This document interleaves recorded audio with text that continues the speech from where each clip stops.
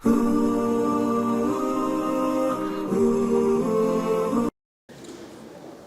الله الرحمن الرحيم الحمد لله حمدا كثيرا طيبا مباركا فيه والصلاة والسلام على رسول الله وعلى آله وصحبه ومن والاه.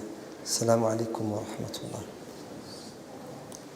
Le Coran commence par la sourate Al-Fatiha, Alhamdulillahi Rabbil Alamin, et se termine par la sourate An-Nas, Qul a'udhu bi Rabbin Nas. Alhamdulillahi Rabbil Alamin signifie gloire à Dieu, louange à Dieu, le maître des mondes, des univers, c'est-à-dire le créateur de toutes les créatures, le monde animal, le monde végétal, le monde des hommes, le monde des djinns, des anges, l'infiniment grand, l'infiniment petit. Il est le créateur. Wallahu khaliqu kulli shay. Dieu a tout créé. Notamment l'homme, an-nas, l'homme avec un grand H, les hommes, l'espèce humaine, qui est au centre de la création, qui est la créature par excellence. Puisque parmi ces hommes seront choisis les meilleurs des créatures, les prophètes, n'est-ce pas? Ainsi Dieu a créé l'univers que nous connaissons pour l'homme, afin que l'homme jouisse des belles choses que Dieu a créées. Ainsi, il est Rabbul Alamin, le Dieu de tout le monde. Il n'est pas le Dieu d'un peuple, il n'est pas le Dieu d'une catégorie d'êtres humains, il n'est pas Dieu d'une créature, il est le Seigneur de l'univers. Ce n'est pas un Dieu raciste, xénophobe, jaloux, qui aime certains haineux et qui rejette d'autres personnes. Il est Rahman Rahim, bon et miséricordieux envers les croyants, de même qu'il est envers les impies, ceux qui nient même son existence, parce que Dieu est miséricordieux par essence. Ainsi, Ibrahim alayhi salatu wassalam, après avoir construit la Kaaba, va implorer Dieu en disant: Seigneur, tous ceux qui vivront dans cette zone géographique, donne-leur donne-leur leur subsistance. Man amana minhum billahi wal yawmil akhir. Mais tu ne donneras qu'à ceux qui croient en toi et au jour dernier. Eux, ils méritent ta générosité. Les autres, les impies, les infidèles, tu les laisses crever de faim. C'est comme ça qu'Ibrahim pensait que Dieu devait gérer sa créature. La Kaaba, la Mecque, la Terre Sainte, n'est-ce pas? C'est comme ça qu'on l'appelle. Pour Ibrahim alayhi salatu wassalam, elle doit être réservée à des croyants qui méritent la bonté et la grâce divine. Les autres, ils ne méritent rien, Seigneur. Et vous savez ce que Dieu va lui dire? Wa man kafara fa umatti'uhu qalilan. Même ceux qui ne croient pas, je vais leur donner leur jouissance sur terre pendant un laps de temps. Oui. Oh, je crois que c'est pire. Oui, c'est pire. Laisse les deux, oui.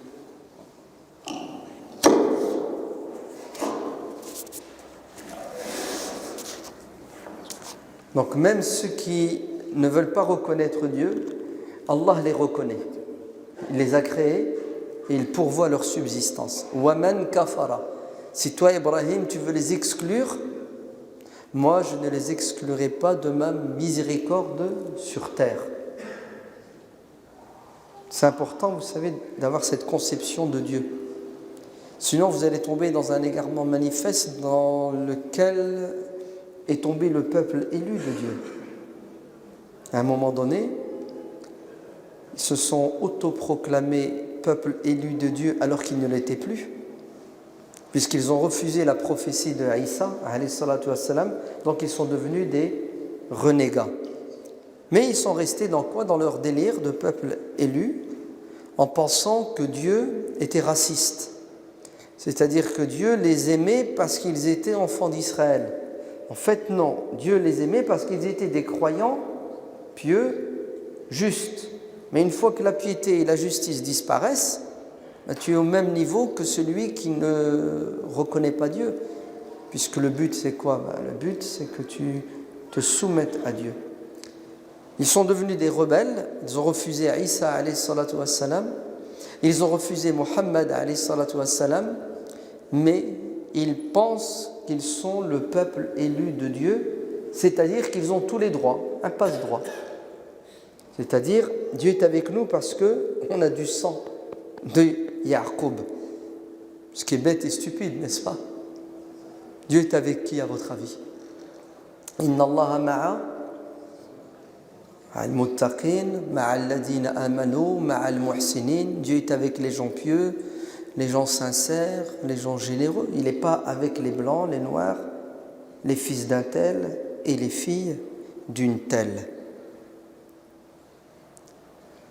D'ailleurs, il y a eu un petit débat entre un musulman à Médine, un juif et un chrétien. Et chacun prétend être le fils de Dieu, c'est-à-dire être le véritable croyant proche de Dieu, comme un père est proche de son fils, en prétendant que c'est moi qui détiens la vérité, je suis sauvé.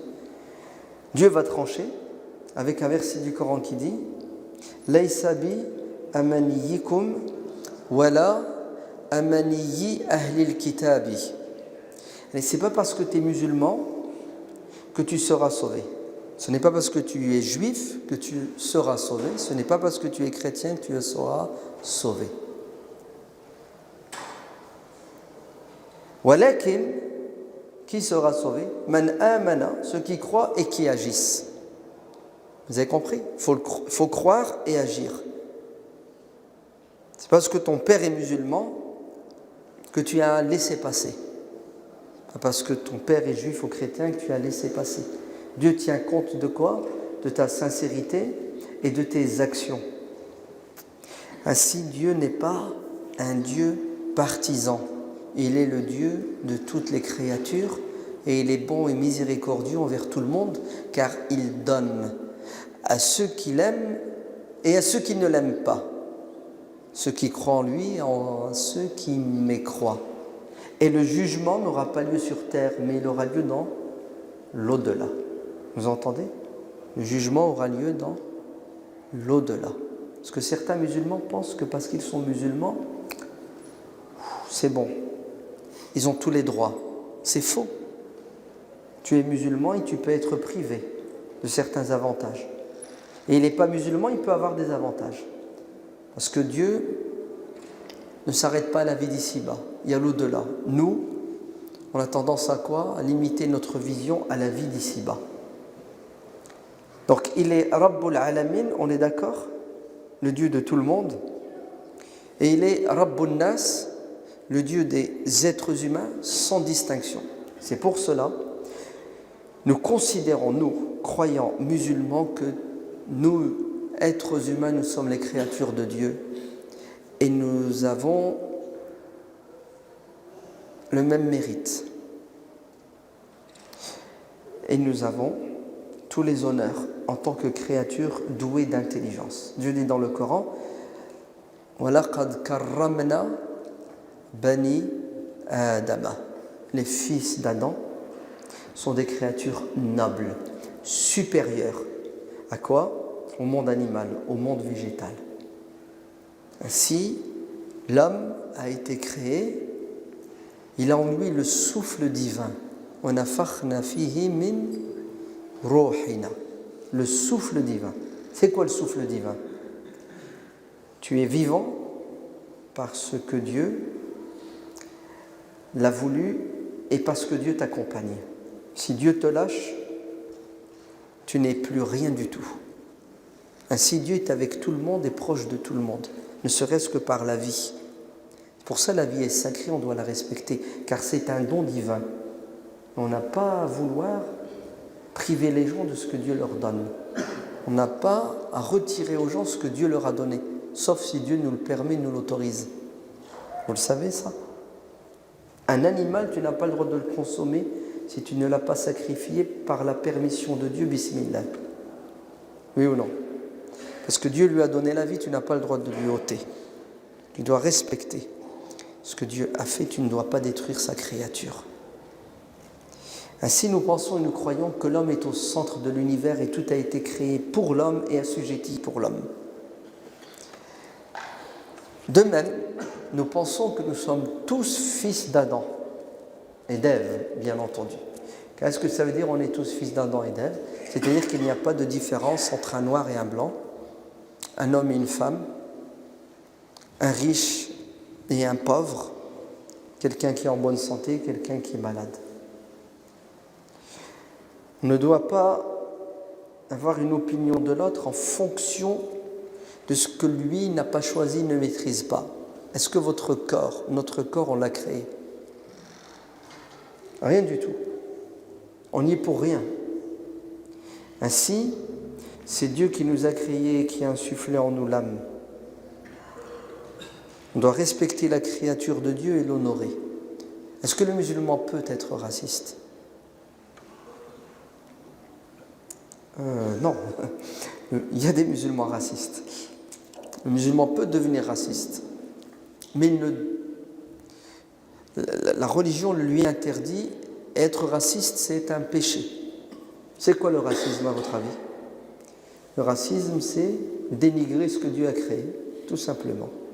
C'est insulter la création divine. C'est le péché de Shaitan. Je suis meilleur que Adam, car je suis fait de feu. Allez, je suis blanc. Et Adam est inférieur car il est fait de terre, il est noir. Ou vice-versa, hein. Peu importe. Le racisme est dans les deux sens.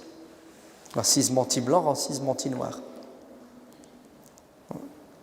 Je suis raciste. Envers qui? Envers les Asiatiques. Parce que je suis un Européen. Est-ce qu'un musulman qui a bien compris sa religion peut tomber dans cet égarement? Normalement, non.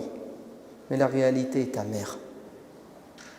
Le pire, c'est que certains musulmans sont racistes envers leurs frères musulmans. À la rigueur, ce qui est un égarement manifeste, tu es raciste envers quelqu'un d'autre avec qui tu ne partages pas la foi. Mais non, entre les musulmans. Ils s'entre-déchirent, ils s'entretuent. À cause de quoi? À cause de considérations purement physiques, biologiques.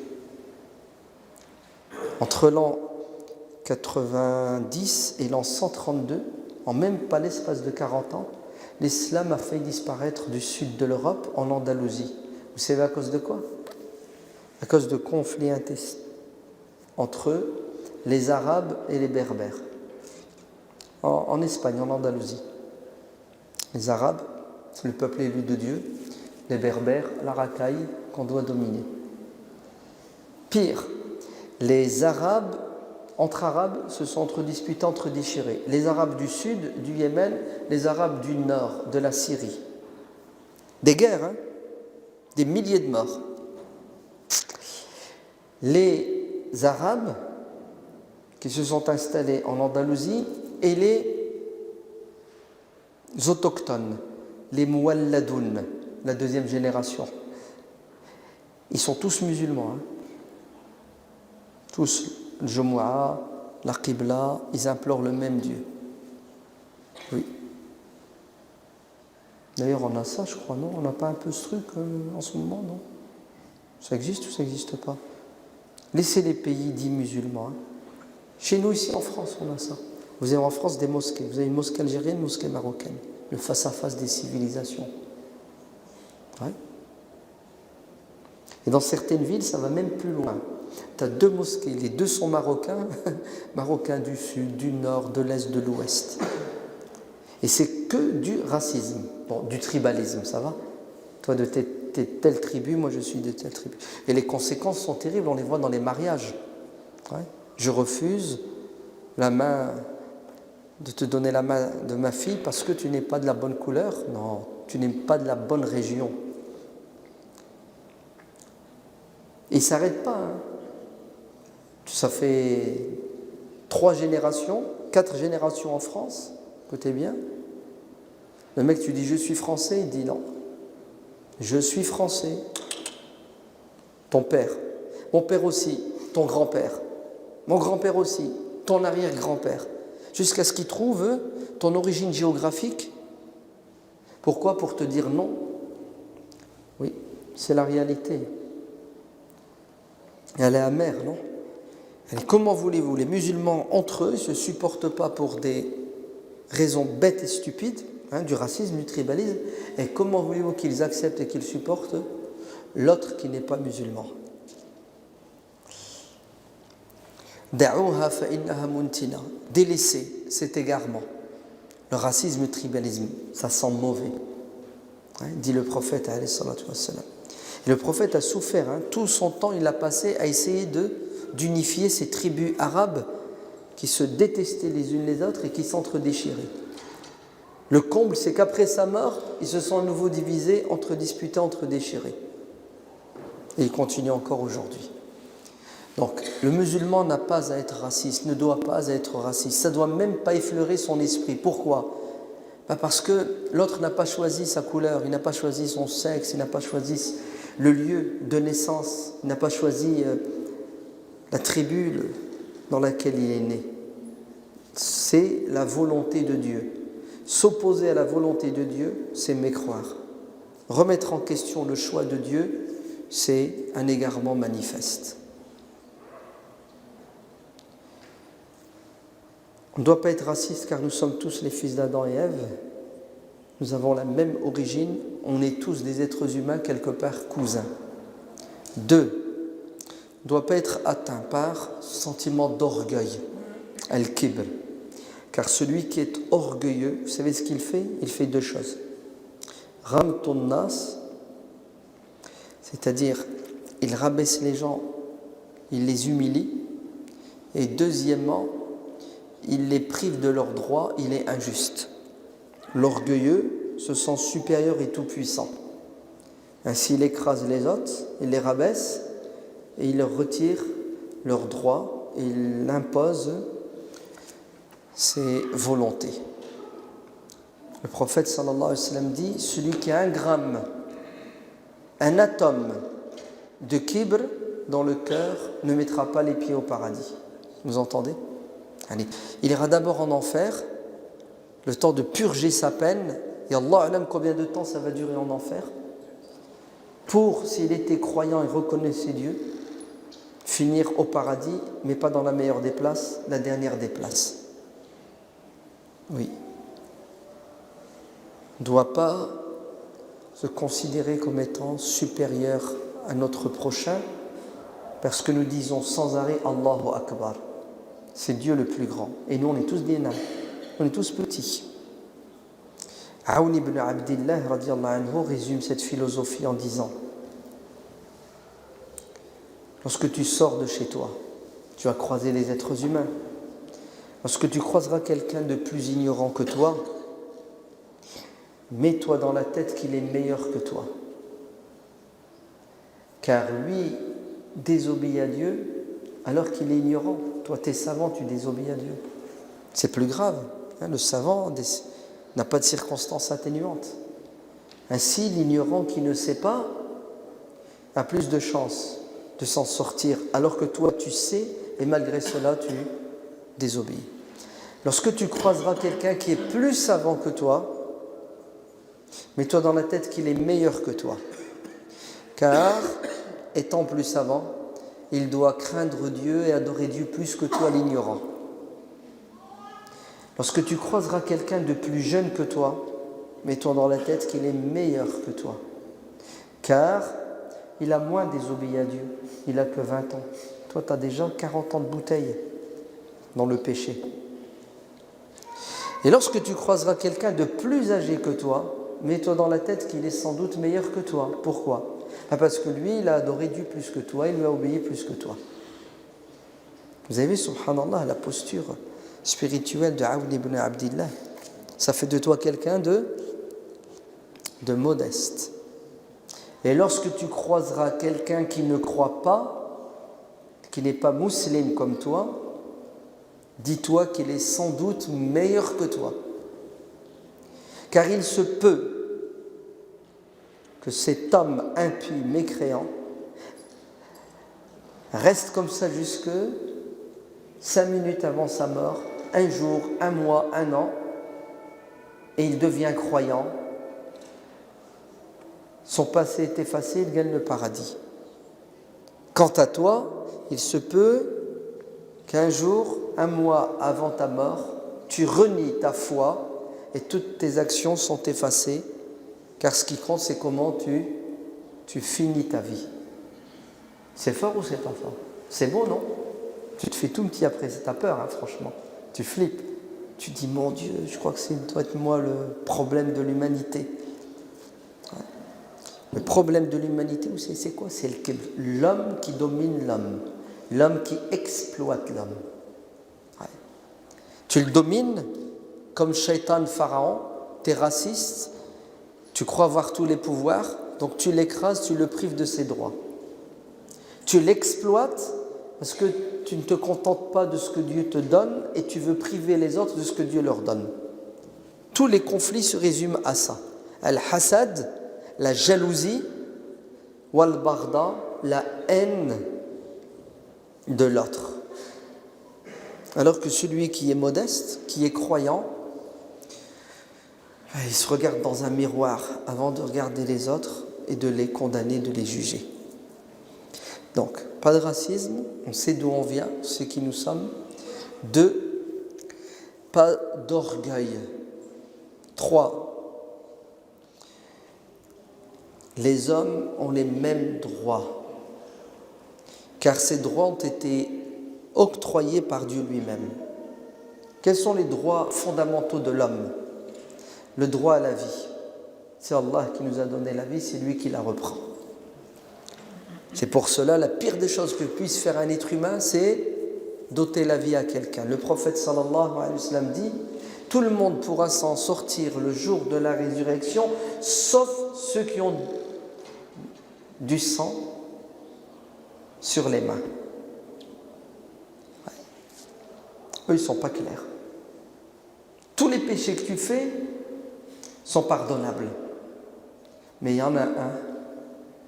D'ailleurs, le prophète sallallahu alayhi wa sallam dit, la première des choses sur laquelle vous serez jugés, c'est...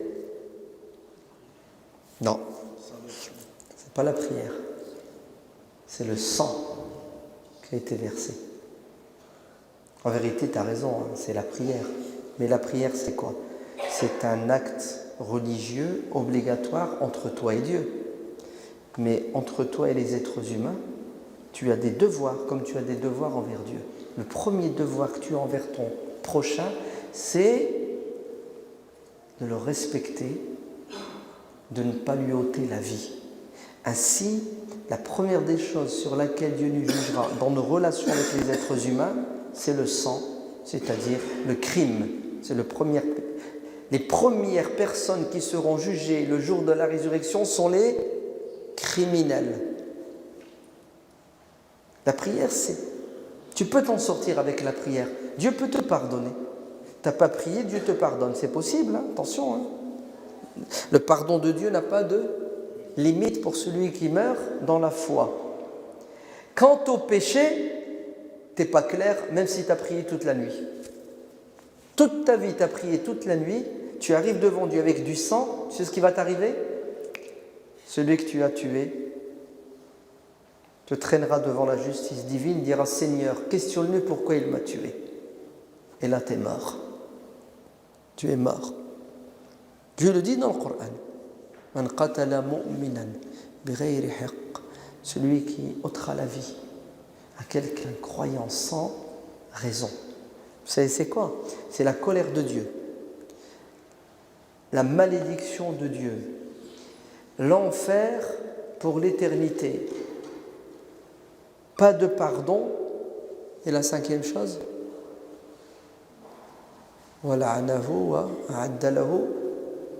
il aura une punition douloureuse sans précédent.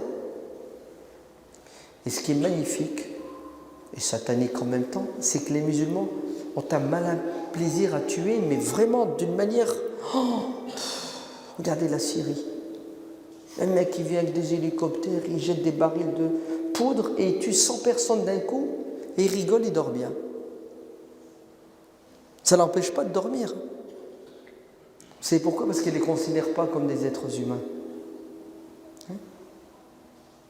Quand vous avez une invasion de fourmis dans votre appartement, vous achetez un produit, vous les gazez les fourmis. Le soir, vous faites des cauchemars? Non? Ne faites pas des cauchemars parce que bon, de tuer une fourmi, ça n'empêche pas de dormir. Plus elle est injuste, elle a envahi ta maison.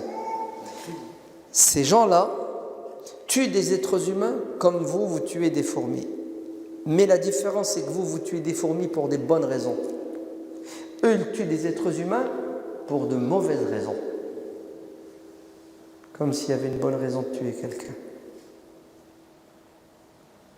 Mais j'ai presque envie de vous dire, c'est normal, ça s'explique. Dans leur tête, Dieu, c'est quoi? C'est un tyran, un despote sanguinaire.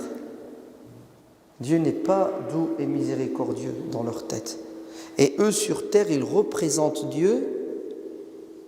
Et Dieu est à leur image. Et le mec, il est violent. Dans sa tête, il se représente Dieu violent et Dieu doit lui ressembler. C'est pas lui qui doit ressembler à Dieu. Dieu, il est doux, miséricordieux, pardonneur. Non, non, non. Il s'accapare Dieu et il se transforme en quoi? En monstreux hideux. Ouais. Le premier droit, le plus important, c'est le respect de la vie humaine. Vous êtes d'accord? Le Coran dit, celui qui ôte la vie à quelqu'un sans raison, c'est comme s'il donnait la mort à toute l'humanité. Pourquoi? Pourquoi cette comparaison? C'est comme. Vous savez pourquoi? Parce que celui qui s'autorise à tuer un être humain, et il dort bien, il a le sourire, il peut en tuer 2, 10, 1 million, 1 milliard, c'est la même chose pour lui. Ça ne l'empêche pas de dormir, parce que l'homme n'a plus de sacralité à ses yeux. Donc la porte est grande ouverte. Mais celui qui respecte l'être humain, il n'osera pas donner la mort à quelqu'un. Non, c'est ce qu'il fait. Il fait tout pour donner la vie à quelqu'un. Si quelqu'un va mourir, il fait tout pour l'empêcher de mourir. Parce que la vie chez lui est noble et sacrée. D'accord? Le deuxième droit fondamental de l'homme, c'est la liberté. Les êtres humains sont libres. Non. Les êtres humains ont été créés par Dieu libres. Ôter la liberté à quelqu'un, c'est déclarer la guerre à Dieu. Dieu dit dans le Coran, فَمَنْ شَاءَ فَلْيُؤْمِنْ وَمَنْ شَاءَ فَلْيَكْفُرْ. Chacun est libre de penser comme il veut, de faire ce qu'il veut dans le cadre de la loi. Libre de faire quoi? De dire quoi? Libre de ne pas croire en Dieu. Donc, de faire le contraire de ce que Dieu aime. Et Dieu crée les êtres humains libres. Il leur a donné ce pouvoir de quoi? De choisir. Et Dieu respecte le choix des êtres humains. La preuve, il envoie des prophètes, non pas pour imposer la religion, mais pour l'exposer. وَمَا عَلَى الرَّسُولِ إِلَّا الْبَلَاغُ. Le prophète n'a de devoir que de transmettre. وَمَا أَنْتَ عَلَيْهِمْ بِمُصَيْطِرٍ. Tu n'es pas tenu de leur imposer ta religion. Ça s'appelle la liberté de penser et d'exprimer sa pensée et de vivre à la lumière de sa croyance, de sa philosophie, de sa pensée. Plus tolérant que Dieu, il n'y a pas, non? Dieu est tolérant et il accepte ses créatures parce que c'est lui qui leur a donné le choix. Vous allez me dire, ouais, mais dans votre religion, il existe bien un principe qui s'appelle l'apostasie, c'est ça? Hein, l'apostasie. C'est quoi ce truc-là, l'apostasie?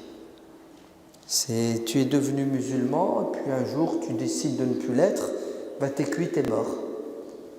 On te coupe la tête, tu es exécuté. Non, vous êtes au courant? Ça existe ou ça n'existe pas? Lui il dit non, et vous, vous dites quoi? Ah, tu dis oui, excuse-moi. Je commence à devenir vieux. Est-ce que ça existe ou ça existe pas? Ça existe. Vous prenez tous les livres de droit, de jurisprudence musulmane, 99,99%, oui, c'est écrit. Et c'est un gros problème. Dieu dans le Coran dit que celui qui veut croire, qu'il croit, celui qui ne veut pas croire, il ne croit pas. Et nos savants, qu'est-ce qu'ils vont faire? Ils vont interpréter des textes et ça va se conclure avec cette règle. Tu es libre de croire ou de ne pas croire, mais une fois que tu as choisi de croire, tu n'es plus libre. Tu n'es plus libre. Mais attends, je suis un être humain libre. Si Dieu m'a donné ce droit-là, pourquoi tu me l'ôtes? Ah ben c'est comme ça. Nous l'avons décidé. Ça veut dire non, là t'exagères. Le prophète sallallahu alayhi wa sallam a dit dans le hadith rapporté par l'imam al-Bukhari, Man baddala dinahu faqtuluh. C'est le prophète qui l'a dit, celui qui change sa religion, tuez-le. Oui, le hadith il est dans le sahih de l'imam al-Bukhari. Mais c'est bizarre, hein, les êtres humains délaissent le Coran qui est clair et net et ils essaient de restreindre la portée des versets du Coran avec des hadiths qui ont une chaîne de transmission authentique, mais le texte pose problème. Le hadith pose problème. Dieu dit dans le Coran, Inna alladhina amanu, thumma kafaru, thumma amanu, thumma izdadu kufran. Ceux qui croient, qui arrêtent de croire, qui croient à nouveau, qui mécroient à nouveau, ils s'enfoncent dans la mécréance. Vous êtes bien d'accord qu'ici Dieu, qu'est-ce qu'il dit? Il y a des gens qui vont croire, qui vont quitter l'islam, qui vont revenir du yo-yo. Est-ce que Dieu, dans ce verset, et beaucoup d'autres versets, dit celui qui croit et qui quitte l'islam, tuez-le? Vous ne trouverez aucun verset dans le Coran où Dieu nous dit d'ôter la vie à quelqu'un qui a décidé de ne plus être musulman.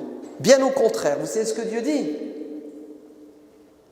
Dieu dit وَلَا يَزَالُونَ يُقَاتِلُونَكُمْ حَتَّى يَرُدُّوكُمْ عَنْ دِينِكُمْ إِنِ اسْتَطَاعُوا فَمَنْ يَرْتَدِّدْ مِنْكُمْ عَنْ دِينِهِ فَيَمُتْ وَهُوَ كَافِرٌ فَأُولَئِكَ.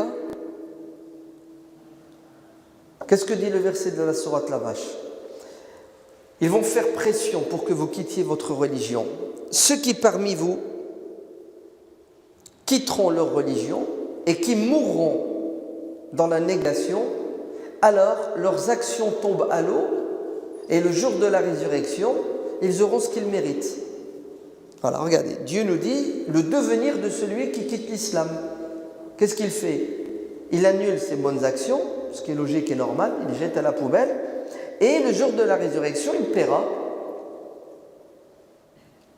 Les versets du Coran sont unanimes sur le fait que c'est possible que quelqu'un quitte l'islam, et c'est possible qu'il quitte l'islam et qu'il vive et que Dieu le nourrisse. Nos savants vont se baser sur ce hadith pour restreindre la portée du verset. En disant, le verset, ouais, il faut quoi? Il faut restreindre sa portée. Ce qui est un non-sens. Car le Coran est la parole de Dieu sûre et certaine, le hadith transmis reste toujours sujet au doute. En vérité, écoutez bien, le grand Cheikh Youssouf al-Qaradawi, hafidahullah, dit cette question de l'apostasie, effectivement, c'est un problème. Car le Coran dit la ikraha fi din, pas de contrainte en C'est-à-dire, je ne peux pas forcer quelqu'un à devenir musulman, comme je ne peux pas forcer quelqu'un à quitter l'islam. Ça va dans les deux sens. Vous entendez? Je répète. Je ne peux pas forcer quelqu'un à devenir musulman. De même, je ne peux pas forcer quelqu'un à quitter l'islam. La ikraha fi din. Allez, ta religion, je n'ai pas le droit, moi, d'intervenir pour te l'ôter ou pour t'en imposer une autre. D'ailleurs, pourquoi ce verset a été révélé? Parce que certains Arabes polythéistes croyaient que pour que leurs enfants soient en bonne santé, restent en vie, car la mortalité infantile était importante, qu'est-ce qu'ils faisaient? Ils prenaient leur gosse et ils le donnaient aux Juifs de Médine pour que les Juifs de Médine l'adoptent et en fassent un Juif pour qu'il reste vivant. Parce que c'était leur croyance, c'est de la bêtise. Plus tard, ces polythéistes vont se convertir à l'islam et vont vouloir quoi, à votre avis? Récupérer leurs enfants, puisqu'ils les avaient filés à la communauté juive pour qu'ils soient préservés et protégés physiquement. Mais ces enfants-là sont juifs. Alors qu'est-ce qu'ont voulu faire ces parents musulmans? Ils ont voulu récupérer leurs enfants et les convertir à l'islam de force. Dieu révèle le verset du Coran qui dit « Point de contrainte, en religion, vos enfants sont vaccinés majeurs. » Ils ont fait le choix d'être juifs, laissez les juifs. Cheikh Youssouf al-Qaradawi dit « Les hadiths qui parlent de l'apostasie en islam ne parlent pas de l'apostasie religieuse, mais de l'apostasie politique. » Oui, c'est-à-dire des gens qui se convertissent à l'islam avec une arrière-pensée qui est d'infiltrer la communauté musulmane pour mille et une mauvaises raisons, et ensuite ils quittent l'islam, rejoignent le camp ennemi en leur donnant les infos pour affaiblir la communauté musulmane. Regardez ce que Dieu dit dans la sourate Ali Imran. Dieu dit وَقَالُوا آمِنُوا بِالَّذِي أُنزِلَ عَلَى الَّذِينَ آمَنُوا وَجْهَ النَّهَارِ وَكْفُرُوا آخِرَهُ. Les rabbins qui avaient la haine du prophète alayhi salatu wassalam vont conseiller certains de leurs adeptes à se convertir à l'islam le matin, à aller à la mosquée, à annoncer leur conversion. Ouais, takbir, Allahu Akbar. Il a dit la shahada, à rester musulman toute la journée et le soir à quitter l'islam. Mais cette fois, publiquement, à la télévision, en disant écoutez, moi j'étais musulman, je me suis converti à l'islam, cette religion c'est une religion de tarés, je les connais très bien, j'étais avec eux. C'est-à-dire, ces rabbins avaient une stratégie qui avait pour objectif de déstabiliser les gens. C'est comme ça. C'est pour cela, le prophète sallallahu alayhi wa sallam dit dans un hadith, celui qui quitte l'islam, qui se sépare de sa communauté. C'est-à-dire, celui qui devient musulman, qui reste avec les musulmans, qui quitte les musulmans et quitte l'islam pour combattre la communauté. Ainsi, à l'époque, la religion et la politique étaient liées, étaient ensemble. Quand le mec quittait l'islam, c'est pas parce que la prière le dérangeait ou il ne pouvait plus manger du porc. Il quittait l'islam pour combattre l'islam et les musulmans. Malheureusement, avec le recul, lorsque les Omeyyades prendront le pouvoir et lorsqu'il y aura une opposition dans la communauté musulmane à la dictature des Omeyyades, vous savez ce que vont faire certains hommes politiques? Ils vont essayer d'islamiser la politique au sens négatif du terme pour trouver un alibi, un argument religieux afin d'éliminer l'opposition. Toute personne qui était opposée aux Omeyyades était taxée de quoi? D'apostasie. Et là, super. On te sort le hadith, tue-le. En fait, c'était une manière d'éliminer l'opposition politique. Et ça va rester, malheureusement. C'est pour cela, écoutez bien. Mais non. L'être humain est libre de croire et de ne pas croire. Et celui qui en a marre de croire et qui ne veut plus croire, c'est son choix, il faut le respecter. Ah non, on croit que ça dérange Dieu parce que le mec a arrêté de croire. Mais Dieu, qu'est-ce qu'il en a ciré si tout le monde croit ou personne ne croit? Vous avez compris?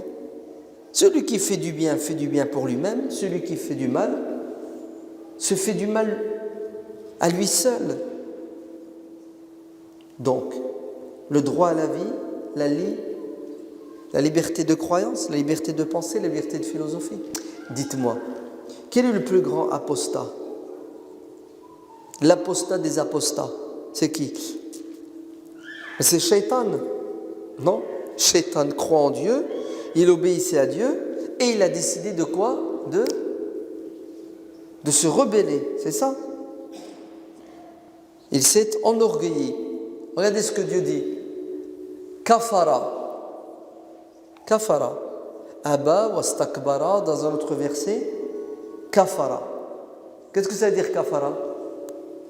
Il a mécru.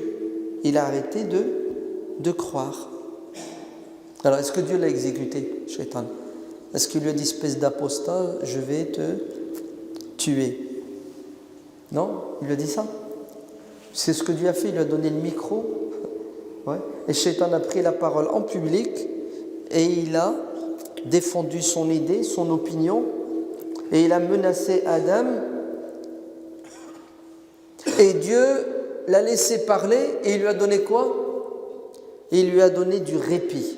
C'est ce que ça veut dire du répit. C'est-à-dire que Shaitan est toujours vivant, jusqu'à la fin des temps. Et on veut tuer des gens parce que quoi? Parce que ils ne pensent plus comme nous ou ils ne vont plus dans notre sens. C'est de la folie. Ça n'a pas de sens. Libre de penser, c'est ça? Libre de croire et d'agir à la lumière de sa croyance et de sa pensée. C'est pour ça que je ne comprends pas pourquoi certains musulmans ne tolèrent pas les comportements de ceux qui ne sont pas musulmans. Seul le musulman est tenu de respecter la loi de Dieu. Celui qui n'est pas musulman n'est pas tenu de respecter la loi de Dieu. Vrai ou faux? Vrai ou faux? Oui? Eh bien, vous n'avez pas de chance. Pour la plupart des savants musulmans, non. Et c'est bizarre. Tu dis, mais c'est pas possible. Pourquoi ils pensent comme ça? Vous avez des savants musulmans qui vous disent le non-musulman doit respecter la charia. Par exemple, ils vous disent le non-musulman n'a pas le droit de boire d'alcool. Il habite parmi les musulmans, dans une société musulmane, l'alcool est interdit. Attends, il n'est pas musulman, c'est pas haram pour lui. Oui, on a ce genre, malheureusement, d'idéologie. Mais ce n'est pas l'avis de tout le monde, n'ayez crainte. Les savants éclairés disent non, le musulman doit respecter les limites de Dieu. Le non-musulman n'est pas tenu d'obéir à Dieu. Si un non-musulman fait le ramadan, est-ce qu'Allah l'accepte? Parce qu'il n'est pas croyant. Si un non-musulman s'abstient de boire de l'alcool, est-ce qu'Allah va le récompenser? Non. Pourquoi? Parce que la condition pour que Dieu accepte tes actions, c'est de les faire pour sa face. Il faut croire. Ainsi, laysa ba'da al-kufri min dhanbin. C'est-à-dire celui qui ne croit pas ne commet pas de péché. Il ne fait pas la prière, il n'y a pas fait de péché. Il ne fait pas le ramadan, il n'y a pas fait de péché. Sinon, ça devient de l'intolérance et tu veux imposer quoi? Ta religion. Clair ou pas clair? Je ne sais pas si c'est si clair que ça. Ouais.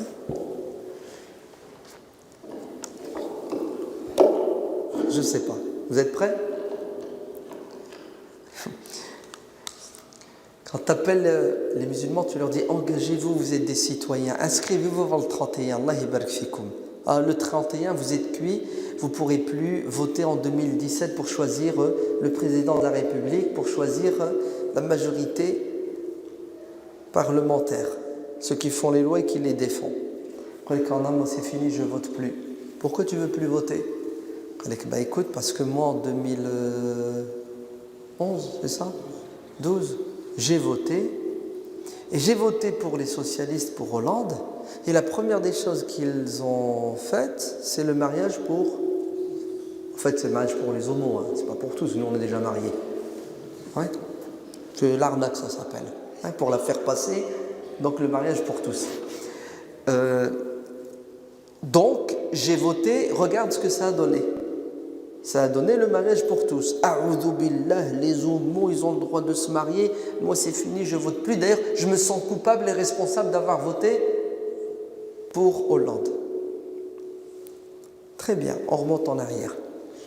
Déjà, excuse-moi, mais bon, là-dedans, toutes les connexions ne doivent pas se faire dans ton cerveau. Pour la simple et unique raison, c'est qu'Hollande, il t'avait dit, voilà mon programme, si jamais je passe, je vote le mariage pour tous. Donc, c'est soit tu votes et tu ne sais pas pour qui tu votes, tu ne connais pas son programme, donc là c'est la psychiatrie directe, l'interne, ou soit tu sais qu'il va voter le mariage pour tous et tu votes, non pas parce que tu es d'accord, mais parce que tu penses que s'il y a 3-4 propositions du candidat qui ne te plaisent pas, il y en a 56 qui te plaisent. Et tu as fait la balance, le pour et le contre. Il y a plus d'avantages que de négatifs. Et là, c'est intelligent. Et tu n'as pas regretté. Hein, c'est ce qu'on appelle la théorie du moindre mal. Akhaf dararain. On est d'accord? Laisse ça de côté maintenant. Allez, vas-y, il a fait le mariage pour tous. Les non-musulmans ne sont pas invités à se soumettre à la loi de Dieu. L'homosexualité, c'est haram pour qui? C'est haram pour nous. Le mec qui n'est pas musulman, pour lui, c'est pas haram. Vrai ou faux? Non? Dites-moi le contraire. Vous avez le droit, hein. N'ayez pas peur. Quand tu vois un non-musulman qui prend un verre d'eau, un verre de vin qu'il le boit, ça te dérange? Est-ce que ça vous dérange? Ça ne vous dérange pas, parce que pour lui, c'est pas haram. Taïb, le mec, il a son mari. Ouais. Ça te dérange? Ah, pour lui, c'est pas haram. Disons que ça te choque, c'est ça? Parce qu'on n'a pas l'habitude.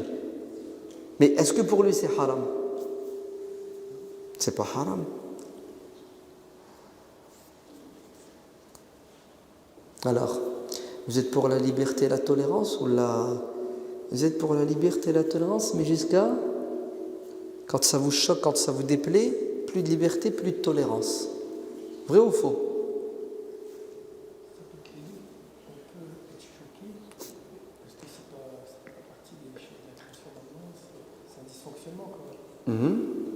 Mais en même temps, on se doit d'être tolérant parce qu'il, comme tu dis, il y a... Là, j'accepte. Le frère, il dit, je suis choqué, parce que pour moi, c'est contre nature, pour toi. Apparemment, la nature, elle change, elle évolue. Darwin. Donc pour toi c'est contre nature, t'es choqué, msahtak. Ouais, je te le reproche pas, mais je t'entends et je te comprends, t'inquiète, moi aussi. Mais c'est tout, c'est leur choix, oui ou non. Tant qu'il ne me touche pas, il fait ce qu'il veut de sa vie. Non? Vous êtes d'accord ou vous n'êtes pas d'accord? Dites-le si vous n'êtes pas d'accord. Alors vous êtes pour la liberté ou la liberté sous condition? Eh oui. Omar ibn Abdel Aziz, quand il est devenu calife, il écrit une lettre à son meilleur ami, son frère en islam, le plus grand savant de l'époque, Hassan al-Basri. Et il lui soumet une problématique. C'est ce qu'il lui dit. Ya Sheikh, ya Imam, pourquoi les califes, bien guidés, Abu Bakr, Omar, Othman et Ali, ont autorisé, ont laissé les Mazdékéens dans le monde musulman, pratiquer leur religion. Alors que chez eux, l'inceste est halal, il n'est pas haram.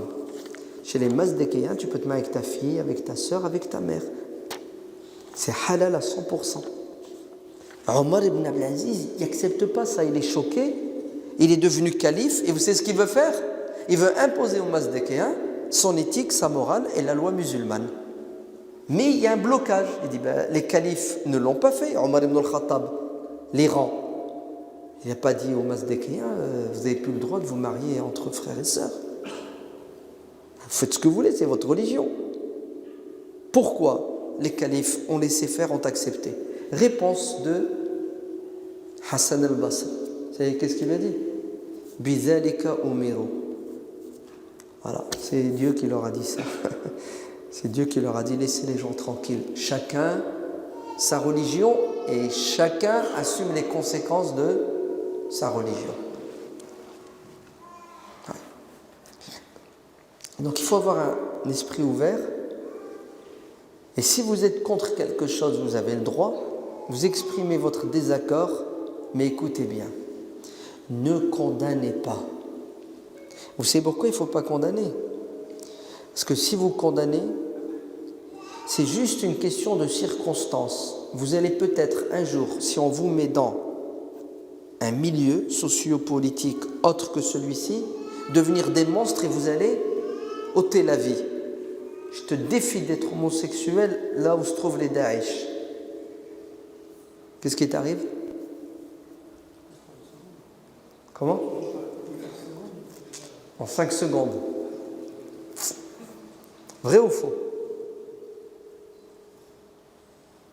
C'est la vérité. Hein?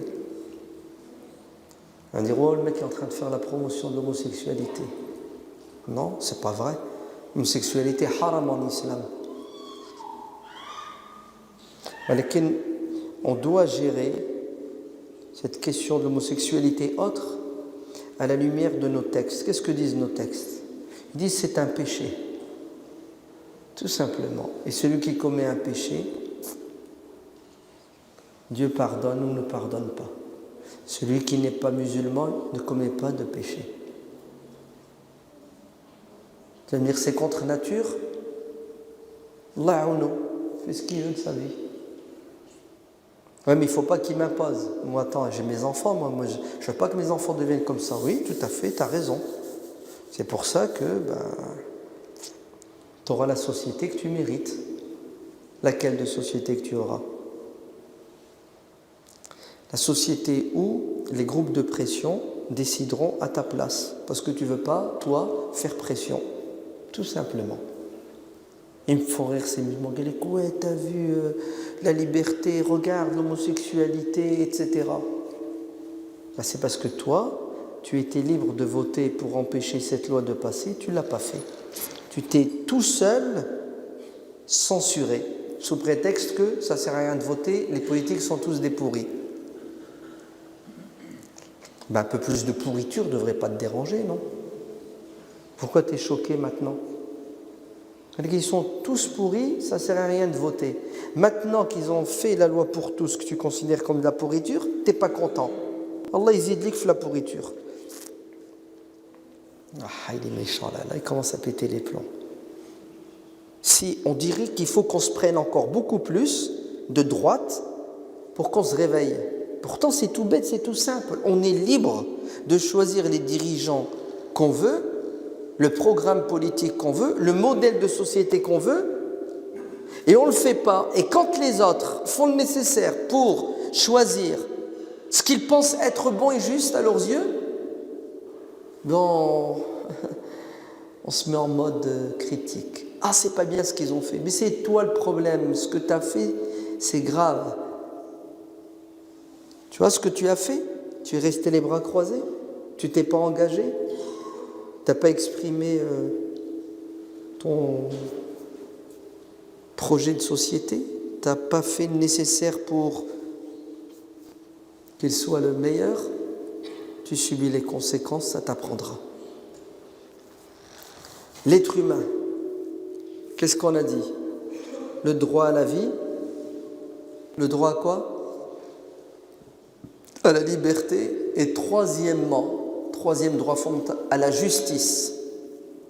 Il faut être juste et il ne faut pas accepter que quelqu'un subisse l'injustice. C'est ce que Dieu dit dans le Coran. Dieu dit, j'ai envoyé les prophètes avec le livre. Laqad arsalna rusulana bil bayyinat. Dieu a envoyé les prophètes avec des signes évidents. Et regardez, wa anzalna ma'ahumul kitab. Dieu leur a donné le livre. C'est quoi le livre? C'est la parole de Dieu, c'est ça? C'est les enseignements avec des lois. Et Dieu a envoyé les prophètes et donc dans la main droite le livre et ET, donc c'est la même chose. وَلِيَقُومَ النَّاسُ بِالْقِسْطِ, la justice, afin que les gens vivent sur terre et fassent justice.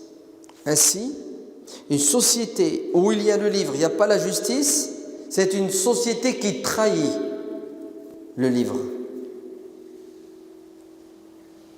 Oui, elle trahit le livre. C'est pour cela les musulmans qui font la prière, parce que le Coran nous dit de faire la prière, et qu'ils n'ont pas le souci de combattre l'injustice, pratiquent la moitié de leur religion. L'autre moitié, ils l'ont sacrifiée. On se trompe si on croit que la justice, ce n'est pas un pilier de l'islam. D'ailleurs, c'est un truc qui...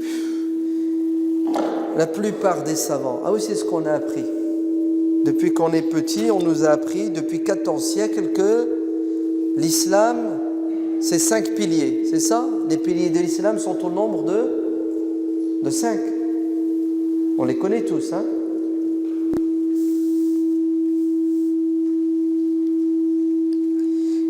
Et on pense que c'est exclusif. C'est-à-dire 5 piliers, point à la ligne et rien d'autre. En fait, c'est faux. Les piliers de l'islam sont beaucoup plus nombreux.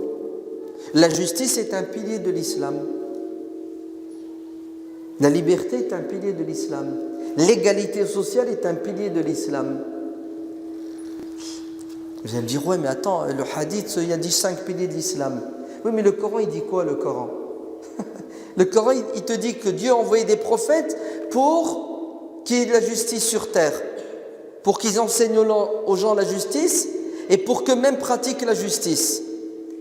Dieu a envoyé des prophètes pour combattre al-zulm, l'injustice. Et toi, tu me dis que la justice ne fait pas partie des 5 piliers de l'islam, des 10, des 20, des 30 piliers de l'islam. En fait, c'est une approche laïque de l'islam.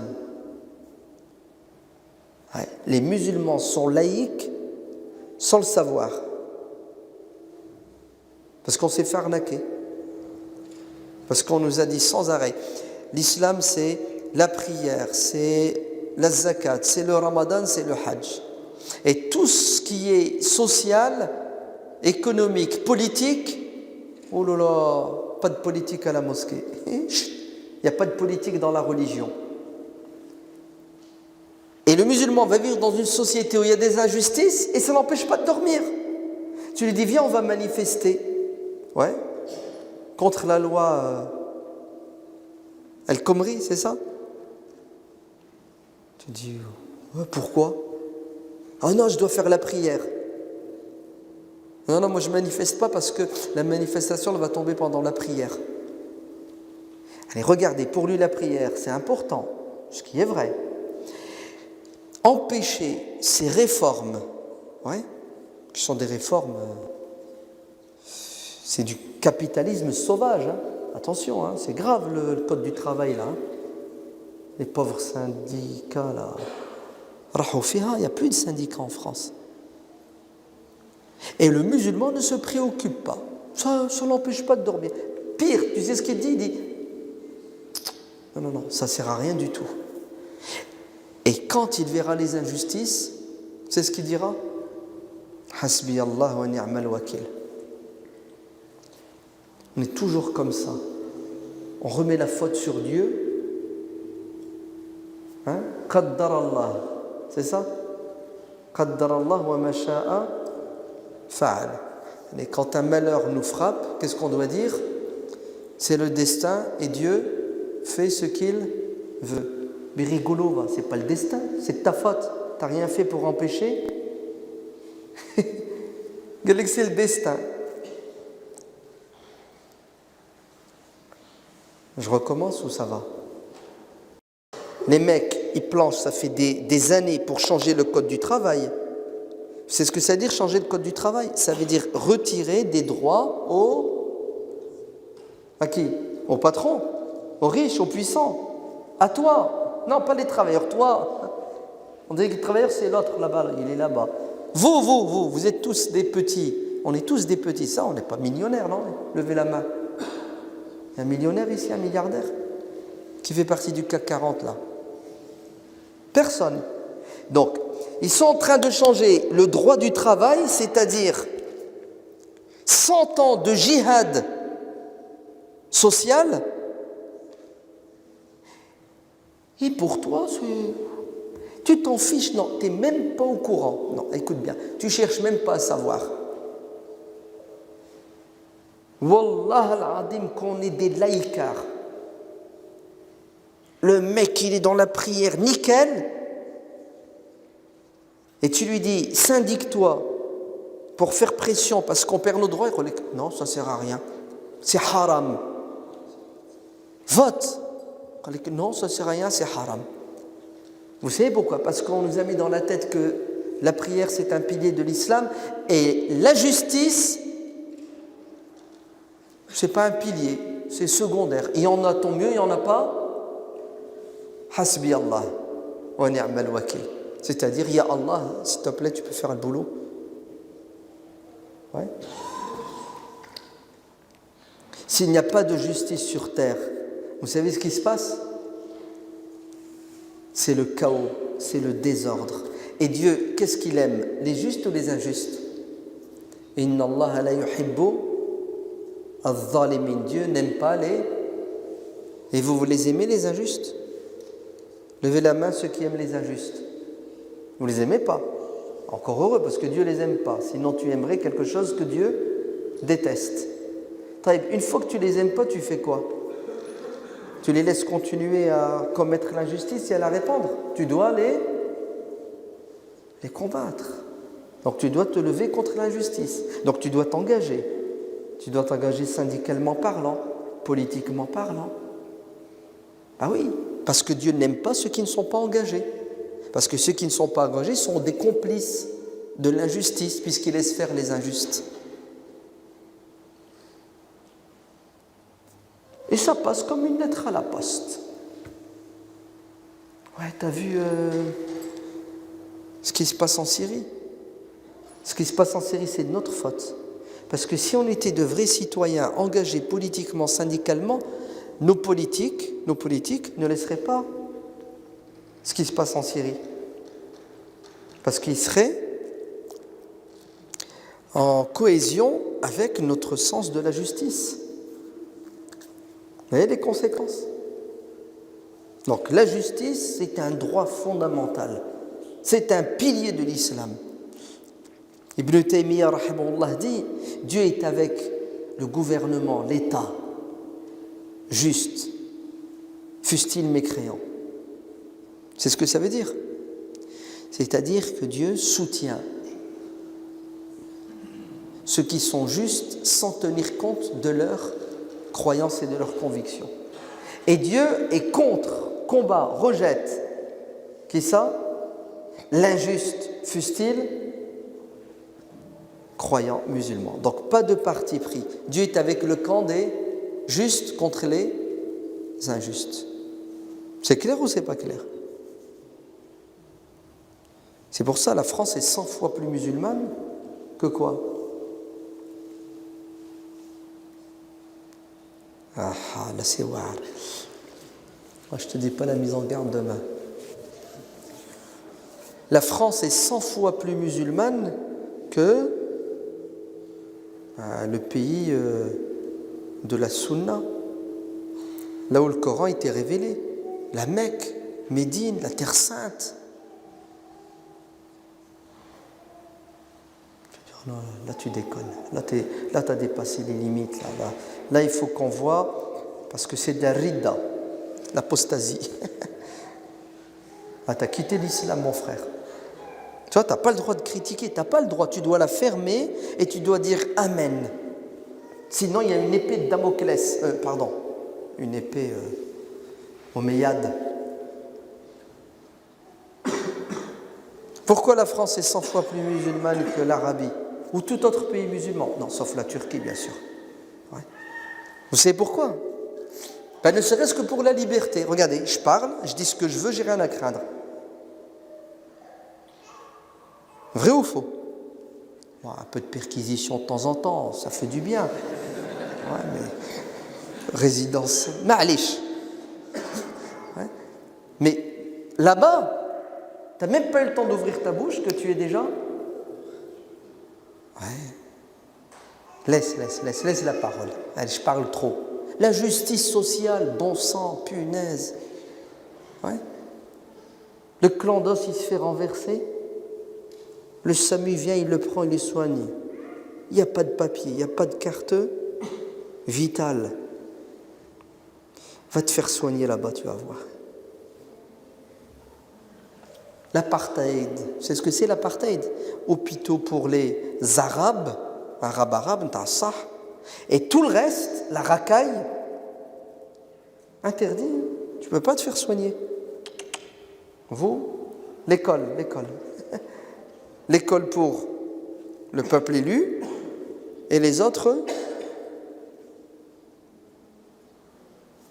Je veux dire, non, t'exagères. J'exagère. Un pays où vous avez 3 à 4 millions d'esclaves. C'est quoi un esclave? C'est la main-d'œuvre étrangère. Le mec, il vient, on lui retire ses papiers, il travaille, son maître, l'arabe, le fait bosser 18 heures par jour. La CGT n'existe pas là-bas. Ok. D'ailleurs, en France aussi.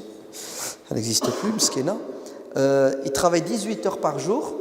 Écoutez bien. Il est payé au lance-pierre, c'est évident, le SMIC, mon œil. Et si jamais il ouvre sa bouche, vous savez ce qu'il fait, son maître? Il l'expulse. Et à la frontière, rentre chez toi. Aucun droit. Aucune dignité. C'est impressionnant. Et vous savez pourquoi tout ça? Parce que l'homme, chez eux, l'homme est un homme en fonction de son appartenance. Appartenance ethnique, raciale, tribale et parfois religieuse. Vous avez compris Quand tu vois l'être humain sous cet angle, qu'est-ce que ça donne comme injustice sociale? Donc ça, ce sont des droits fondamentaux qu'on n'a pas le droit de discuter. Et chez nous, on les appelle les droits divins. Ça veut dire quoi, droit divin? Ça veut dire c'est Allah qui a donné à l'homme ce droit. Et moi, je n'ai pas le droit de lui ôter ce droit. J'ai pas le droit. J'ai pas le droit de retirer à quelqu'un le droit de vivre, le droit de croire, le droit de jouir de la justice. Sinon, j'entre en guerre avec Dieu. Car ces lois fondamentales, ces droits fondamentaux doivent rester éternels et pérennes. Ils ne sont pas sujets au bon vouloir de l'homme, des situations économiques et politiques. Les aiguilles de la montre sont sans pitié. On va peut-être laisser le débat. J'avais d'autres choses à dire, mais une autre fois, Inch'Allah, si on a l'occasion de se revoir.